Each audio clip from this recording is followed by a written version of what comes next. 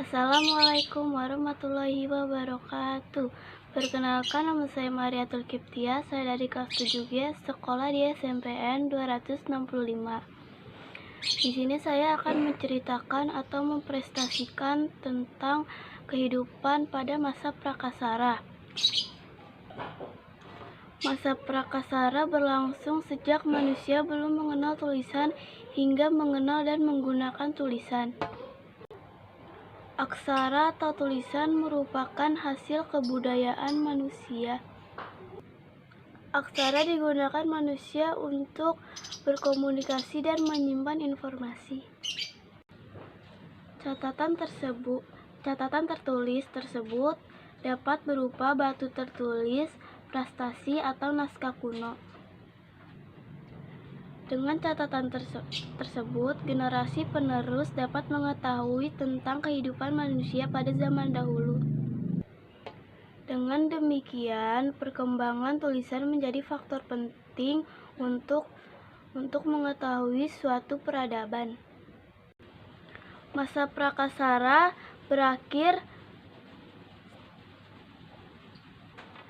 Berakhirnya masa Prakasara, setiap bangsa berbeda-beda. Sebagai contoh, bangsa Mesopotamia mulai mengenal tulisan sekira 3000 tahun sebelum Masehi. Masyarakat Indonesia diperkirakan mengenal tulisan pada tahun 400 Masehi. Perkiraan ini didasarkan pada penemuan yupa, batu tertulis peninggalan Kerajaan Kutai di Muara Kaman, Kalimantan Timur. Bahasa dan bentuk huruf yang digunakan pada yupa menunjukkan prasasti tersebut dibuat sekira tahun 400 Masehi. Kehidupan manusia pada masa Prakasara dapat dipelajari melalui benda-benda peninggalan manusia pada waktu itu. Peninggalan itu berupa fosil dan artefak. Dari fosil, para pakar mengetahui ciri fisik makhluk hidup pada masa Prakasara. Sementara itu, artefak membantu pakar memperkirakan perkembangan kehidupan manusia pada masa Prakasara.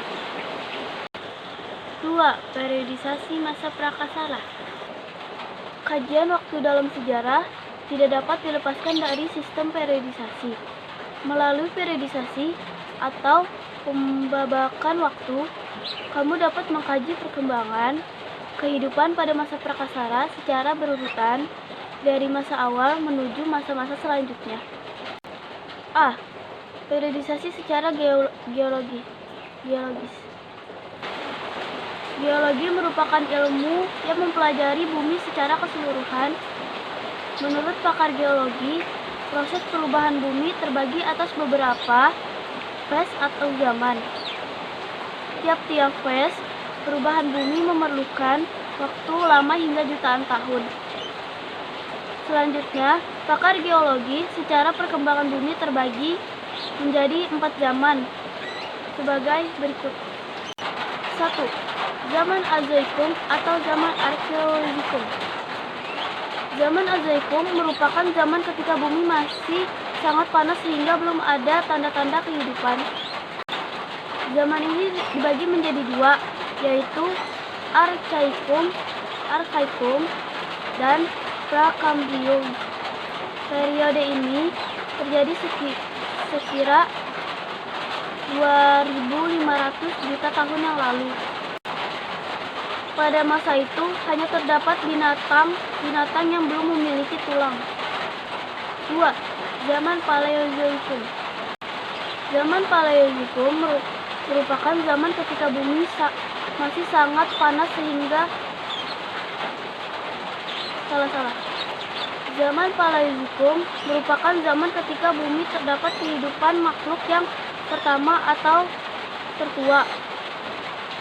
Periode ini terjadi sekira 340 juta tahun yang lalu.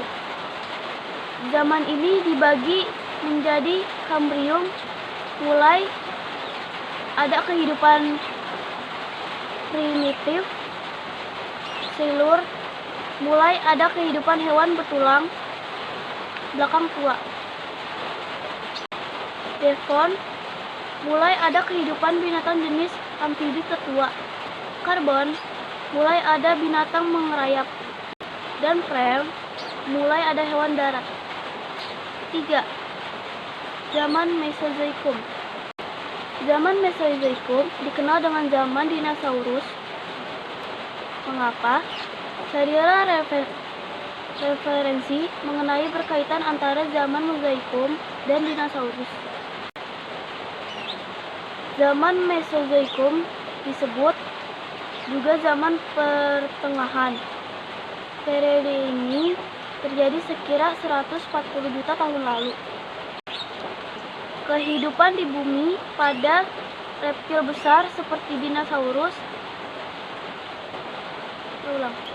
Kehidupan di bumi ini pada zaman ini makin berkembang.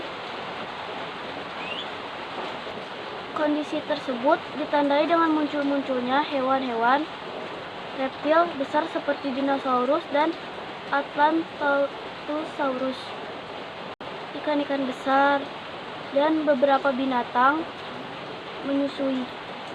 Zaman Neozoikum.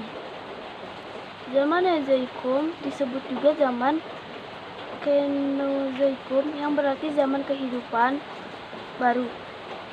Pada zaman ini, keadaan bumi telah membaik, perubahan cuaca tidak begitu besar dan kehidupan berkembang pesat. Zaman Neozoikum terbagi menjadi 2 periode, yaitu Tersier dan periode Kuarter. B. Periodisasi secara arkeologis. Para pakar arkeologi membagi zaman Prakasara menjadi 2, yaitu zaman batu dan zaman logam. Penjelasan mengenai zaman batu dan logam sebagai berikut. 1. Zaman batu. Zaman batu merupakan zaman ketika sebagian besar perkakas atau peralatan penunjang kehidupan manusia terbuat dari batu. Berdasarkan hasil temuan arkeologis, zaman batu dibagi menjadi beberapa zaman sebagai berikut. A. Zaman Paleolitikum atau zaman batu tua. Berlangsung pada masa Pleistocene akhir selama sekira 600 tahun. Ciri-ciri benda peninggalan zaman Paleolitikum antara lain alat-alat batu masih dibuat secara kasar dan cara pembuatannya tidak diasah atau dihaluskan. Contoh benda peninggalan pada zaman Paleolitikum adalah kapak genggam dan kapak perimbas. 2. Zaman Mesolitikum atau zaman batu tengah. Dimulai pada akhir zaman es atau sekira 10.000 tahun yang lalu. Manusia pada masa ini sudah hidup menetap, akan tetapi ciri-ciri benda peninggalan masih seperti zaman Paleolitikum. Benda peninggalan ditemukan di Bukit Kerang sepanjang pantai utara Sumatera. C. Zaman Neolitikum atau zaman batu muda. Berlangsung sejak sekira 1500 sebelum Masehi. Pada zaman Neolitikum, manusia sudah hidup menetap. Untuk menunjang kehidupannya, benda peninggalan pada zaman Neolitikum antara lain alat dari batu yang sudah diasah dan pembuatannya lebih halus. Benda peninggalan zaman ini antara lain kapak lonjong dan kapak persegi. Zaman Megalitikum atau zaman batu besar ditandai munculnya kebudayaan dalam bentuk monumen yang terbuat dari batu berukuran besar untuk menghormati arwah nenek moyang Kebudayaan ini muncul pada akhir zaman Neolitikum, tetapi perkembangannya terjadi pada zaman perunggu atau kebudayaan Dongson.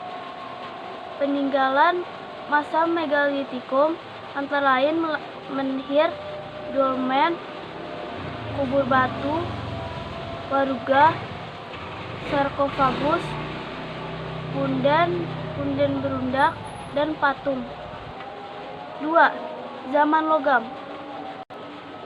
Zaman logam atau zaman perundagian berlangsung ketika manusia pada masa Prakasara sudah dapat membuat peralatan dari logam.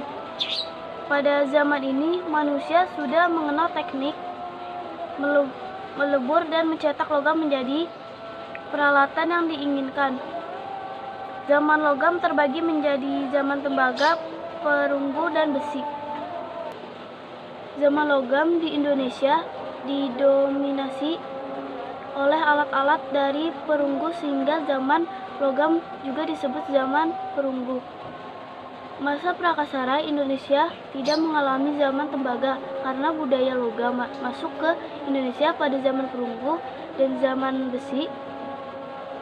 Selain itu, di Indonesia dari tembaga. Di Indonesia tidak ditemukan benda-benda yang terbuat dari tembaga. Benda-benda yang dihasilkan pada zaman logam antara lain kapak corong atau kapak menyerupai corong, nekara, moko, bejana, perunggu, manik-manik, dan candasa atau kapak sepatu.